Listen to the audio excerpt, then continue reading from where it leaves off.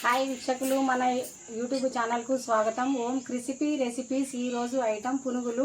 ఈ వీడియో పూర్తిగా చూసిన తర్వాతనే లైక్ చేయండి, షేర్ చేయండి, సబ్స్క్రైబ్ చేసుకోండి. మనం పునుగులు చేసుకుంటున్నాము.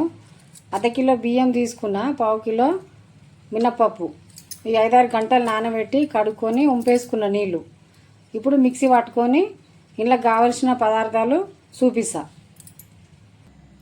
మిక్సీ పట్టుడు అయిపోయింది కదా. ఇప్పుడు సన్నగా కోసిన కొత్తిమీర, సన్నగా కోసిన ఉల్లిగడ్డ, ఇక పచ్చిమిరపకాయలు ఒక 2-3 సన్నగా కట్ చేసుకున్నా. ఇప్పుడు కొంచెం అల్లం వెల్లిగడ్డ, ఉప్పు తగినంత వేసుకుందాము. ఇప్పుడు అన్నీ మంచిగా కలుపుకోవాలి. ఇట్లా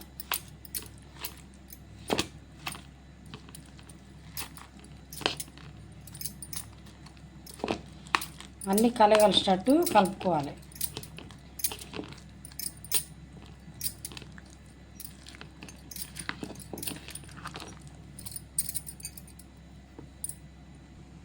ఇప్పుడు కలుపుడు అయిపోయింది కదా. ఇప్పుడు డీప్ ఫ్రైకి సరిపడా పెంక పెట్టుకొని ఇప్పుడు కడాయి పెట్టుకొని నూనె పోసుకున్నాం కదా. గరం అయిందా లేదో చూసుకోవాలి. నూనె కొంచెం టైం పడుతుంది. నూనె గరం అయిపోయింది. ఇట్లా చిన్న చిన్న వేసుకోవాలి. ఇట్లా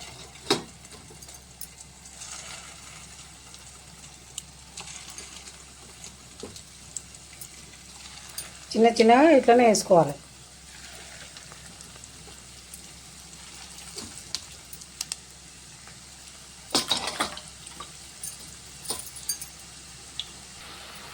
ఇట్లా వేసుకున్నాం కదా. వేసుకున్న తర్వాత ఇట్లా కలుపుకోవాలి. మంచిగా మర్రేసుకోవాలి. ఇట్లా చిన్న మంట మీదనే కాల్చుకోవాలి.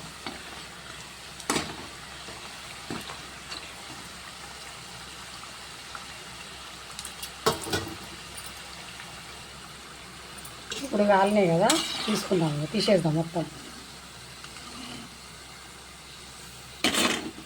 చిన్న మంట మీద కాల్చుకోవాలి, లేకపోతే ఉడికాయి మరిగా.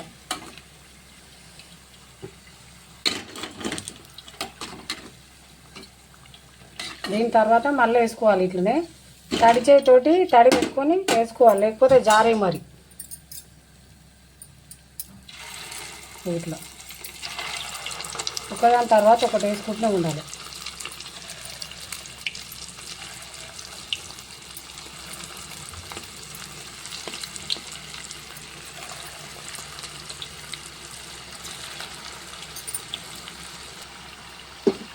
ఇప్పుడు మొత్తం అయిపోయినాయి, తీసేసుకున్నాము ఇక గిన్నెలకు.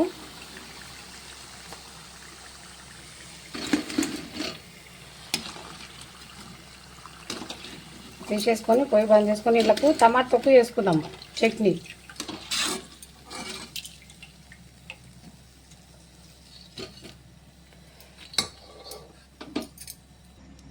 ఈ పునుగులకి ఇప్పుడు టమాటా చట్నీ, టమాటాలు తీసుకున్నాం బాగోన్లకు. ఇట్లా ఒక 5-6 టమాటాలు తీసుకున్నా. ఇక చింతపండు రెక్క, ఇక తగినంత ఉప్పు, అల్లం వెల్లిగడ్డ,